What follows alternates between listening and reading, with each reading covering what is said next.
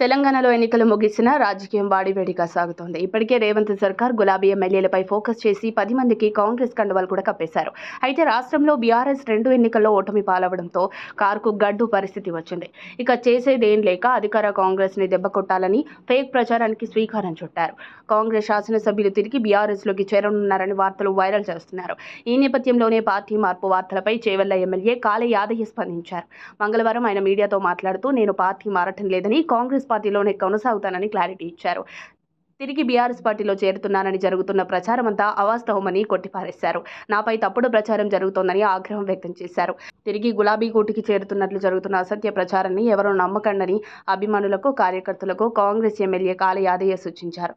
కాగా ఇటీవల బీఆర్ఎస్ను వీడి కాంగ్రెస్ పార్టీలోకి వెళ్లిన గద్వాల్ ఎమ్మెల్యే బండ్ల కృష్ణమోహన్ రెడ్డి తిరిగి మంగళవారం మళ్లీ బీఆర్ఎస్ పార్టీలో చేరారు.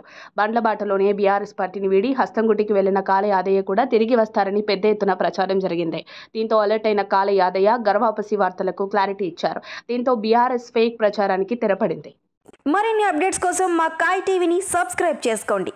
మా వీడియో కనుక మీకు నచ్చినట్లయితే లైక్ చేయండి, షేర్ చేయండి. మీ విలువైన అభిప్రాయాలను కామెంట్ బాక్స్లో తెలియజేయండి.